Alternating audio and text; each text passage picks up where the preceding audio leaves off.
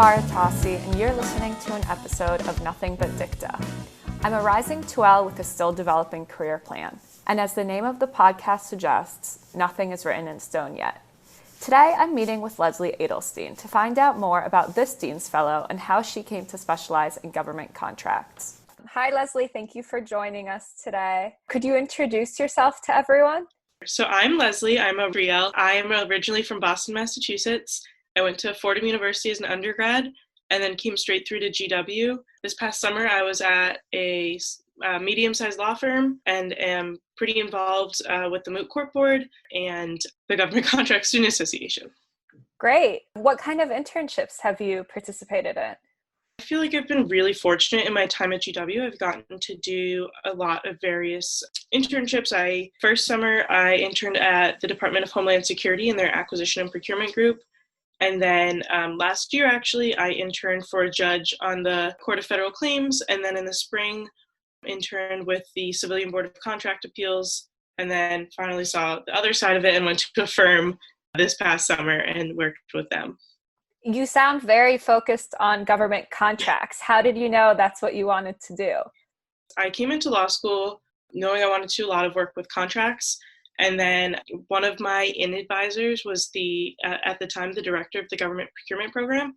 And so as she started talking to us about it, I thought it was really interesting because government contracts just allows you to explore a lot of different practice areas. So you do litigation, but you can also do something like M&A. And there's sometimes some white collar work involved. And you really get to see a lot of different areas of the law. What do you enjoy doing outside of law school?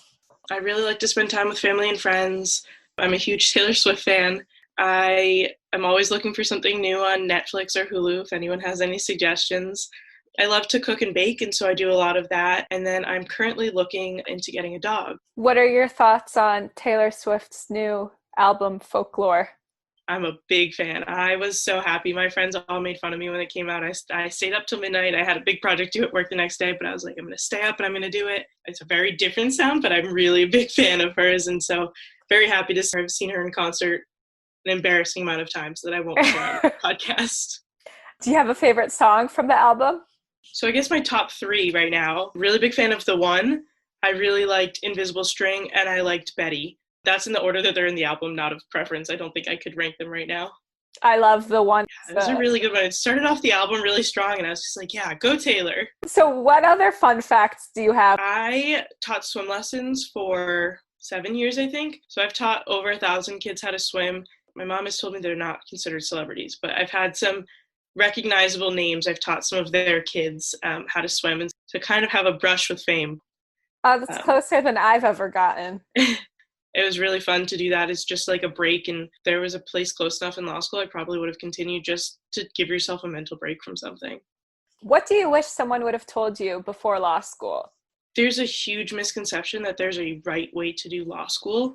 Grades are important, but if you come into law school thinking you want to go to a big law firm and then take a few classes and decide, I want to go more of a nonprofit route, that's not wrong. Like, there's no right way. You don't have to be on Moot Court and journal and every skills board and involved in every club to do well. Make meaningful connections and make the most of the opportunities you're given. I think each person honestly does their own thing in law school and it works out for that individual in the way that they wanted it to. Yeah, I think that's great advice. And what do you want your students, your Dean's Fellow students, to know? Everyone who has Professor Kettler is incredibly lucky. She's a professor who really, really cares about her students. You've been given a great opportunity. And like I said, it's all about making the most of your opportunities. Professor Kettler is going to be willing. She's going to push you to learn things and think about things in a different way. But she's also going to be there, and all of the Dean's Fellows are here to support you in whatever ways we can. So, make the most of the resources that you have right now.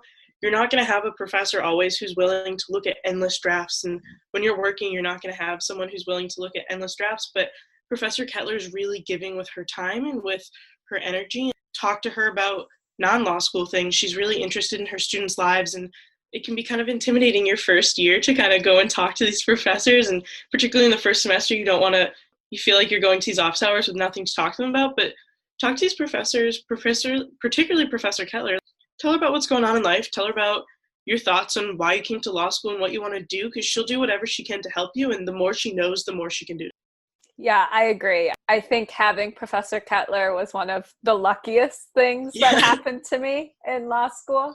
It's nice to know that you have someone in your corner who really is fine looking at all your cover letters and an email draft or whatever, and all the 500 questions I have on a daily basis. Yeah, I feel like Professor Kettler never makes you feel stupid or like you're asking a bad question. First year legal research and writing can be tough because you're learning. It's basically like a new language. You're learning a new way of thinking and writing, and you've spent all of these years in high school and college and probably even before that learning about APA and MLA citing, and then all of that goes out the window when you come to law school and you have to learn the blue book. And it's really great to have someone who is going to be patient and help you along the way, but make sure that you're being pushed and challenged.